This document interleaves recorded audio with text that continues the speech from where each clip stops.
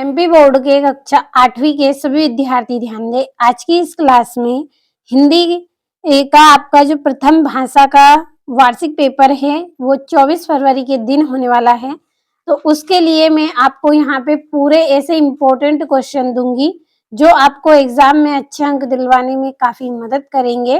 तो 60 अंक का आपका पेपर है। 55 या 50 अंक यदि आपको लाना है तो पूरा पेपर यहाँ से आप कंप्लीट करें और समय 3 घंटा रहेगा। तो चलिए हमारे पूरे प्रश्नों को हम जल्दी से कंप्लीट करते हैं।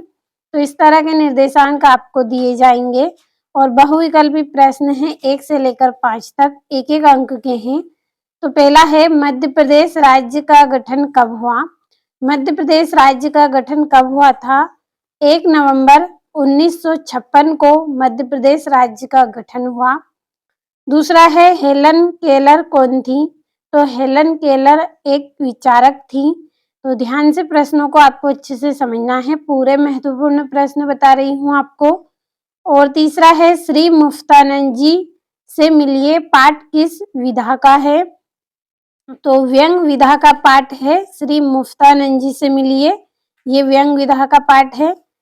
चौथा है आपका राजस्थान के चूरू जिले में हिरणों की रक्षा करते हुए किस शहीद को मरणोपरांत शौर्य चक्र से सम्मानित किया गया था?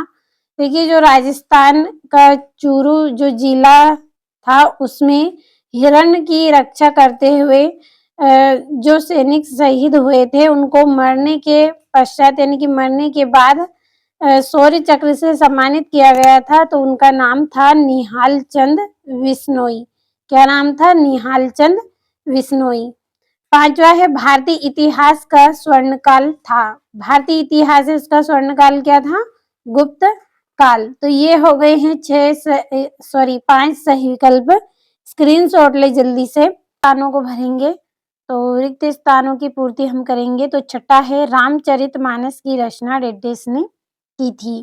तो रामचरितमानस की रचना किसने की थी? तुलसीदास जी ने। तो हम यहाँ पे तुलसीदास जी भर लेंगे। तुलसीदास ने की थी। सातवां है नर्मदा नदी की लंबाई डेडेस मील है। तो नर्मदा नदी की लंबाई कितनी मील है? 800 मील है। आठवां है विश्व पर्यावरण दिवस डेडेस को मनाया जाता है। तो विश्व पर्यावरण दिवस 5 जून को मनाया जाता है। अगला है महारानी अहिल्याबाई ने डेडेस में किला और शिव मंदिर बनवाया था। तो इन्होंने महेश्वर में किला और शिव मंदिर बनवाया था। तो हम यहाँ पे महेश्वर भर लेंगे। ये महेश्वर हो गया। अगला है गांधी जी डेडेस को अपना राजनीतिक गुरु मानते थे। तो किनको? गोपाल कृष्ण गोखले को। तो हम यहाँ पे भर लेंगे गोपाल कृष्ण और यहाँ पे हम गोखले लिख लेंगे।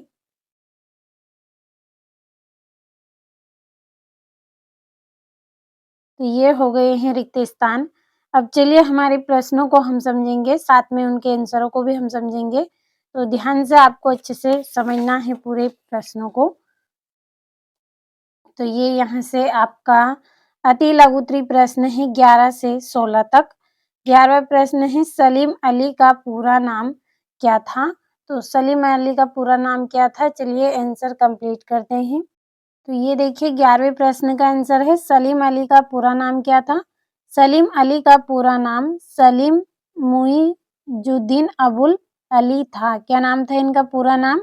सलीम मुइजुद्दीन अबुल अली था। अब अगला प्रश्न पढ़ेंगे। तो आपका 12वां प्रश्न है भोपाल रियासत की प्रमुख विशेषता क्या थी? तो इसका आंसर रहेगा आपका भोपाल रियासत की प्रमुख विशेषता है कि यहाँ 4 पीढ़ियों तक बेगमों का शासन रहा। उनके नाम और कुदसिया बेगम, सिकंदर बेगम है। तो भोपाल रियासत की प्रमुख विशेषता क्या थी कि यहाँ 4 पीढ़ियों तक किसका मतलब 4 पीढ़ियों तक यहाँ पे बेगमों का शासन चल रहा था और उनके नाम बताए गए हैं कुदसिया बेगम और सिकंदर बेगम। अब 13वां प्रश्न पढ़ेंगे। तो 13वां है पेट के बल लेटकर किए जाने वाले आसनों के नाम लिखिए। तो आपका यहाँ पे आंसर रहेगा पेट के बल लेटकर किए जाने वाले आसन निम्नलिखित हैं। पहला है सर्पासन, दूसरा है शलभासन, तीसरा है धनुरासन, चौथा है मकरासन और पांचवा है शशासन। तो यहाँ पे 2 पूछे गए हैं लेकिन 1 से ज़्यादा बताए गए हैं आपको, जो अच्छा लगे 2 नाम आप कंप्लीट कर लें। बढ़ते हैं 14वें प्रश्न की ओर। 14 है दिक् आम्बर शब्द में कौन सी संधि है? तो दिक् आम्बर शब्द में आपकी स्वर संधि है। कौन सी संधि है आपकी? स्वर संधि है। बढ़ते हैं 15वें प्रश्न की ओर। 15वां है सुर के मन को सुख कहाँ प्राप्त होता है? तो सूरदास के मन को सुख भगवान श्री कृष्ण के चरणों की भक्ति में प्राप्त होता है। कहाँ पे? सूरदास जी को जो भगवान श्री कृष्ण है उनके चरणों की भक्ति प्राप्त करके ही सुख मिलता है। बढ़ते हैं 16वें प्रश्न की ओर। 16वां है दोहा छंद के प्रत्येक चरण में कितनी मात्राएं होती हैं? तो ये यहाँ से है आपका 16वां। दोहा छंद के प्रथम एवं तृतीय चरण में 13-13 तथा द्वितीय एवं चतुर्थ चरण में 11-11 मात्राएं होती हैं। अच्छे से समझे। दोहा छंद है उसके प्रथम यानी कि पहले, तृतीय यानी कि तीसरा चरण में कितनी मात्राएं होती हैं? 13-13 तथा द्वितीय एवं चतुर्थ तथा दूसरा और जो चौथा चरण है उसमें 11-11 मात्राएं होती हैं। तो ये आपके 2-2 अंक में पूछे जाने वाले प्रश्न आंसर सहित हमने कंप्लीट किए हैं। स्क्रीनशॉट आपको साथ में लेते चलना है। अगला आपका प्रश्न है लघुत्तरी प्रश्न है 17 से 22 तक, जो कि 3-3 नंबर के रहेंगे। तो 17वां है मध्यकालीन भारत में संगीत की परंपरा कहाँ से प्रारंभ हुई? इस स्थान पर संगीत से जुड़ा कौन सा आयोजन होता है? तो चलिए इसका आंसर भी हम कंप्लीट कर लेते हैं। तो ये आपका यहाँ से 17वां है। तो इसका रहेगा मध्यकालीन भारत में ग्वालियर के घराने से संगीत की परंपरा प्रारंभ हुई। जो मध्यकालीन भारत है उसमें ग्वालियर के घराने से, कहाँ से? ग्वालियर के घराने से संगीत की परंपरा प्रारंभ हुई। ग्वालियर के राजा मानसिंह तोमर ध्रुपद गायन के प्रणेता व संगीत प्रेमी थे। कौन? ग्वालियर के राजा थे मानसिंह तोमर, जो ध्रुपद गायन के प्रणेता व संगीत प्रेमी थे। और ग्वालियर में अखिल भारतीय तानसेन समारोह का 3 दिवसीय आयोजन प्रतिवर्ष किया जाता है। तो स्क्रीनशॉट लीजिए। जैसे ही आपका आंसर यहाँ पे पूरा हो आपको स्क्रीनशॉट लेते चलना है। बढ़ते हैं अगले प्रश्न की ओर। 18वां प्रश्न है आपका पृथ्वी अपनी धुरी पर चक्कर लगाती है, इस कथन को आर्यभट्ट ने किस तरह लोगों को समझाया? तो जो पृथ्वी है वो अपनी धुरी पर चक्कर लगाती है, इस कथन को आर्यभट्ट ने किस तरह से समझाया है? आंसर हम देखेंगे। तो यहाँ से है आपका आंसर। स्क्रीनशॉट आपको प्रश्न का पहले ही लेना है। आर्यभट्ट ने लोगों को खुलकर बताया कि हमारी पृथ्वी अपनी धुरी पर चक्कर लगाती है। जो आर्यभट्ट है उन्होंने लोगों को क्या बताया कि जो हमारी पृथ्वी है वो अपनी धुरी पर चक्कर लगाती है, वह स्थिर नहीं है। वह क्या है? स्थिर नहीं है, यानी कि अपने एक स्थान पर वह स्थिर नहीं है। आकाश का तारामंडल स्थिर है। स्थिर क्या है? अगर पृथ्वी स्थिर नहीं है तो क्या है? आकाश का तारामंडल स्थिर है। आर्यभट्ट ने यह भी स्पष्ट किया कि पृथ्वी अपनी धुरी पर पश्चिम से पूर्व की ओर घूमती है। आर्यभट्ट ने यह भी स्पष्ट रूप से बताया है कि जो पृथ्वी है वो अपनी धुरी पर पश्चिम से पूर्व की ओर घूमती है, यानी पश्चिम दिशा से पूर्व दिशा की ओर घूमती है। और इसके साथ हम भी घूमते रहते हैं। जैसे ही पृथ्वी घूमती है साथ में हम भी क्या है? घूमते रहते हैं इसके साथ। इसलिए आकाश का स्थिर तारामंडल हमें पूर्व से पश्चिम की ओर जाता हुआ जान पड़ता है। इसलिए आकाश का जो स्थिर तारामंडल है वो हमें पूर्व से पश्चिम की ओर जाता हुआ जान पड़ता है। तो स्क्रीनशॉट लीजिए। इसके बाद 19वां प्रश्न हम पढ़ेंगे। तो ये आपका यहाँ से 19वां है। आप अपने विद्यालय में या आसपास पेड़ पौधों की रक्षा किस प्रकार करेंगे? तो इसका आंसर भी हम समझेंगे। तो ये यहाँ पे है, हम अपने विद्यालय में या आसपास पेड़-पौधों की रक्षा हेतु विद्यालय में एक इको क्लब का गठन करेंगे। क्या करेंगे हम? अपने विद्यालय में या आसपास पेड़ों की रक्षा हेतु क्या करेंगे? विद्यालय में एक इको क्लब का गठन करेंगे, जिसमें 5 सदस्य होंगे। जिसमें क्या रहेंगे? 5 सदस्य होंगे। इनका कार्य होगा, जब 5 सदस्य रहेंगे तो इनका कार्य क्या होगा? विद्यालय या आसपास के पौधों के चारों ओर बाड़ लगाना। क्या है? विद्यालय या उसके आसपास चारों ओर बाड़ लगाना। पेड़ों के महत्व को गाँव के लोगों और विद्यालय के बच्चों को समझाना। पेड़ों का महत्व हम बताएँगे कि पेड़ हमारे लिए किस तरह आवश्यक है, कितने महत्वपूर्ण हैं।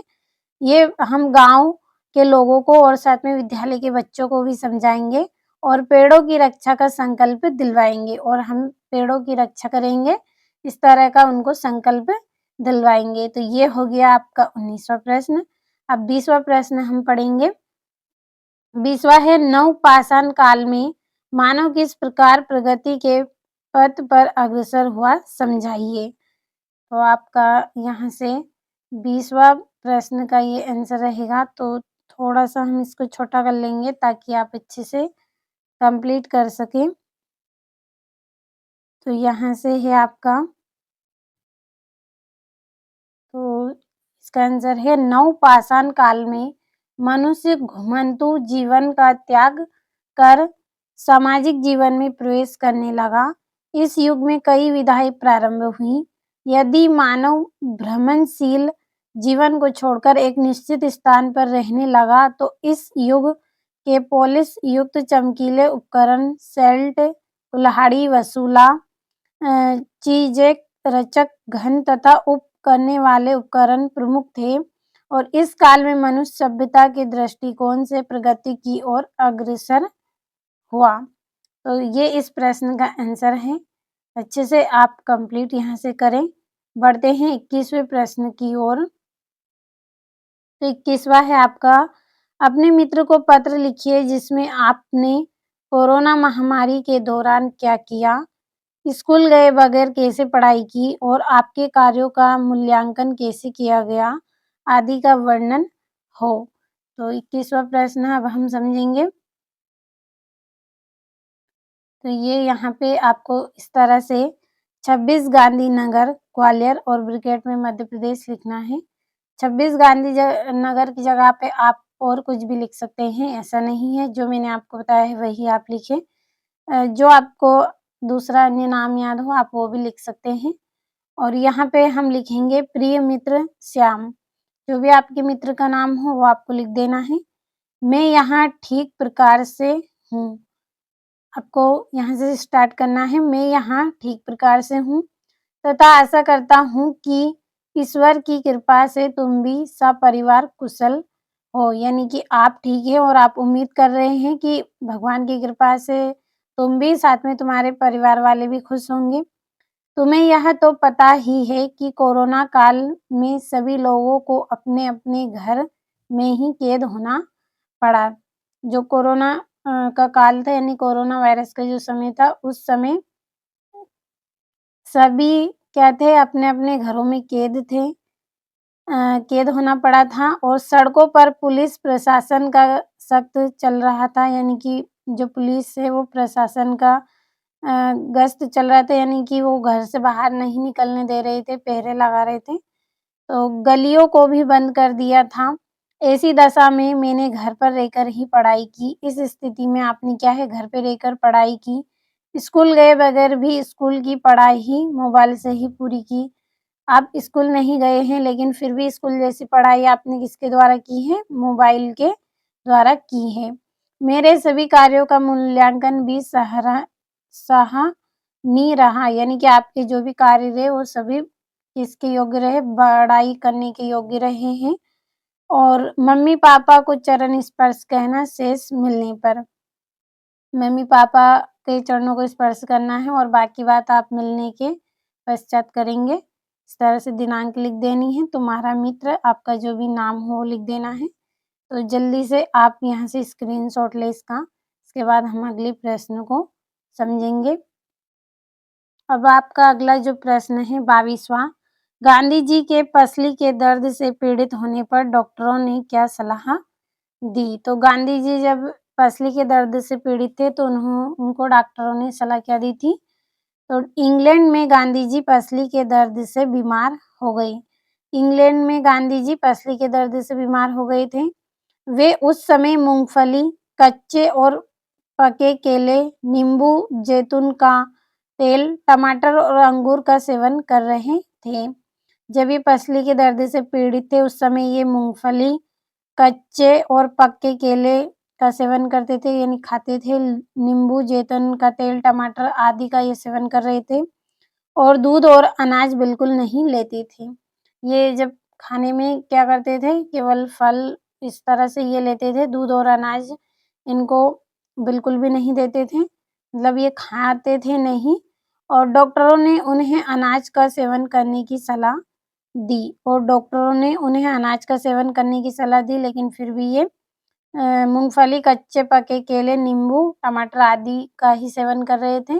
दूध और अनाज का सेवन ये बिल्कुल भी नहीं कर रहे थे। तो इस तरह से इस प्रश्न का आंसर हमने कंप्लीट कर लिया है। स्क्रीनशॉट लीजिए जल्दी से। बढ़ते हैं अगले प्रश्न की ओर। तो ये आपका 23वां प्रश्न है, जिसमें निम्नलिखित गद्यांश की संदर्भ प्रसंग व्याख्या आपको करनी है। तो चलिए हम इसका आंसर भी यहाँ से कंप्लीट करेंगे। तो यहाँ से आप पहले इतने प्रश्न का स्क्रीनशॉट लीजिए, उसके बाद हम अगले प्रश्न आगे हम पढ़ेंगे। तो ये यहाँ से स्क्रीनशॉट लीजिए आप। व्याख्या है आप कंप्लीट कर लीजिए। वीडियो भी आपका ज़्यादा लॉन्ग हो रहा है इसलिए मैंने यहाँ पे आपको पढ़ के नहीं बताया है। और आगे है आपका 24वां प्रश्न, इसमें भी आपको संदर्भ प्रसंग व्याख्या करनी है। तो यहाँ से ये आपका 24वां है, स्क्रीनशॉट आप लीजिए यहाँ से और संदर्भ प्रसंग व्याख्या तो आप कंप्लीट कर सकते हैं। और ये यहाँ से भावार्थ लिखना है आपको। अब बढ़ते हैं हमारे अगले प्रश्न की ओर। तो ये यहाँ से आपका 25वां है, देश के प्रति आपके क्या-क्या कर्तव्य हैं, आप उन्हें कैसे पूर्ण करेंगे, अपने शब्दों में लिखिए। तो यहाँ से हम कंप्लीट करेंगे। तो इसका आंसर रहेगा भारत में कुल 11 मौलिक कर्तव्य हैं जो निम्नलिखित हैं। तो पहला है संविधान का पालन करें और राष्ट्रीय ध्वज एवं राष्ट्रगान का सम्मान करें। क्या करेंगे? संविधान का पालन करेंगे, राष्ट्रीय ध्वज और राष्ट्रगान का सम्मान करेंगे। दूसरा है स्वतंत्रता संग्राम के आदर्शों का पालन करेंगे, स्वतंत्रता संग्राम के आदर्शों का पालन करेंगे। तीसरा भारत की संप्रभुता और अखंडता की रक्षा करना। चौथा है देश की रक्षा करें और आह्वान किए जाने पर राष्ट्रीय सेवाएं प्रदान करें। पांचवा है सामान्य भाईचारे की भावना का विकास करें। छठा है देश की समग्र संस्कृति को संरक्षित रखें। सातवां है प्राकृतिक पर्यावरण को संरक्षित रखें। तो स्क्रीनशॉट जल्दी से आप लीजिए। बढ़ते हैं अगले प्रश्न की ओर। तो अगला प्रश्न है निम्नलिखित में से किसी एक विषय पर आपको निबंध करना है। राष्ट्रीय पर्व, विज्ञान के चमत्कार, कंप्यूटर की उपयोगिता। तो यहाँ से हम ये विज्ञान के चमत्कार का निबंध आपके लिए कंप्लीट किया है।